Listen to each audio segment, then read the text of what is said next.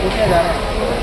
अभी कुछ ही दिन पहले राजस्थान के अंदर जोधपुर जिले के अंदर भावी गांव है, वहाँ पर एक 3 साल के बच्ची के साथ यूपी से चलकर एक मुसलमान रेप करके चले गए। ये हालत दिन दिन बढ़ते जा रहे हैं, इसको कैसे रोक पाएंगे हम भविष्य को देखते हैं?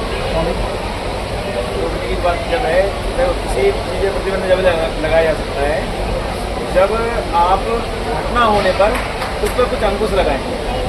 जैसे कोई घटना होने से पहले उस पर प्रतिबंध नहीं लगाया जा सकता। तो जैसे घटना हो गई है, आप उसके प्रति क्या एक्शन ले रहे हो इस पर आधारित इसको निर्धारित करता है कि आप रोक पाएंगे नहीं रोक पाएंगे। और मैं जहाँ तक देख पा रहा हूँ आप लोग थोड़े बहुत राजनीति कर पा रहे हो, वहाँ पर यार थोड़ा बहुत दबाव डाल पा रहे हो इस पर क्या कहते हैं सरकार पर, सही वो ज़्यादा उसको कठिन सजा दे।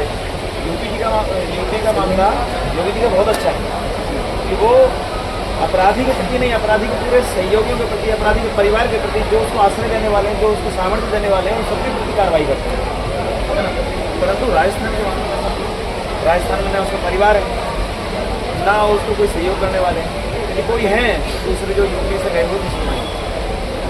अब मुसलमान जो है, अब एक मुसलमान को यदि आप दंड दे दो, आगे तक ज़्यादा ज़्यादा क्या करोगे आप?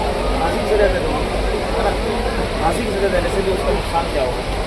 एक देही तो नष्ट होगा और मानसिकता पर कुछ नहीं बिगड़ेगा। तो उस मानसिकता का बिगाड़ना है तो उस मानसिकता के लोगों को, है ना? अब जैसे देखो, हिंदी भाषी व्यक्ति ने एक ने गुजरात में रेप किया था। वो किस जाति का था, किस समाज का था, जहाँ तक मुझको लगता है ऐसे काम करने वाले जो है बुजुर्ग होते हैं समाज के होंगे बहुत कम हो सकते हैं। आपका निकाल देखिएगा, अधिकांश ऐसे ही मिलेंगे आपको। मुस्लिम धर्म का आचरण होते हैं जो इस्लाम को मानने वाले हैं, वो अधिकांश ऐसा करते हैं। उनके धर्म ग्रंथों में इसको पाप नहीं कहा गया है। केवल पाप एक ही है जो अपने धर्म से विरुद्ध है, जो धर्म में नहीं लिखा है उसको करोगे तो पाप है।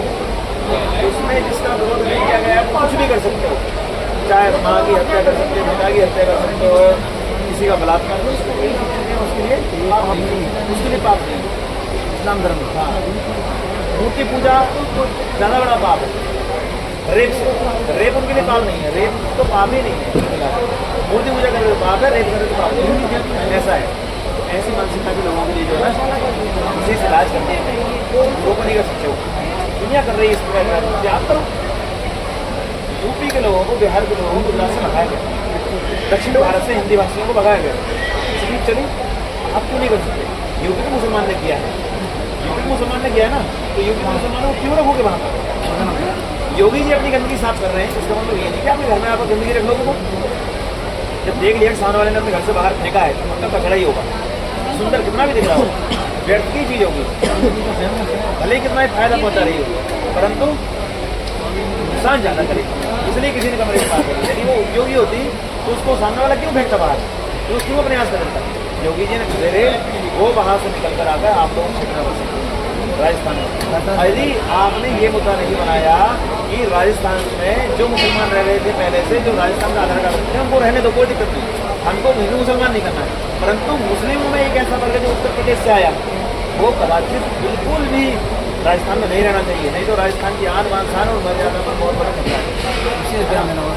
और रही बात कि आप न्याय कर दोगे उस चीज़ को, आप इसकी संभावना नहीं है, आप उसके साथ न्याय कर दोगे कहीं से कहीं।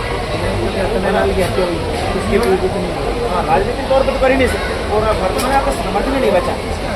तो खुला कहता हूँ, देखो आप भले ही कह दो कि हमारे पास इतनी जनसंख्या फलाना गिराना, सामर्थ्य नहीं है, जनसंख्या सामर्थ्य नहीं होती है ना। अब सामर्थ्य के बारे में आप लोग क्या कर सकते, ज़्यादा फांसी से आप लोग, परंतु जो बच्चे के साथ हुआ है, देखो न्याय क्या होता है? न्याय होता है जिसका लॉस हुआ है उसकी भरपाई करनी, तो जिसने लॉस किया है उसको दंड देना। वर्तमान में हो क्या रहा है, जो नुकसान करने वाला है उसको दंड दिया जा रहा है।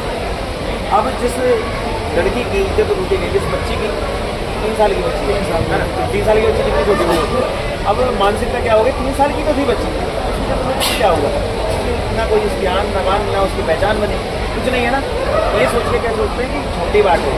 अभी सबसे बड़ी बात ये है जिसका, जैसा मान के चलो एक व्यक्ति ने जिसने पूरा जीवन जी लिया, बुढ़ापा आ गया, अब उसको कोई मार देता है, तो एक बात ये भी जीवन जी लिया, काफी आनंद ले लिया उसने, समाज को जो उसको देना था, राष्ट्र के लिए जो काम उसको करना वो कर चुका है, राष्ट्र का हित हो चुका है, राष्ट्र की कोई हानि नहीं है ना। परंतु यदि वही जैसे मान के चलिए आप भगत सिंह जी को, है ना, चंद्रशेखर आज़ाद को, महर्षि दयानंद को, यदि कोई बचपन में जहर दे देता तो राष्ट्र की हानि ज़्यादा होती या फिर इस समय जहर दिया जब राष्ट्र की हानि ज़्यादा?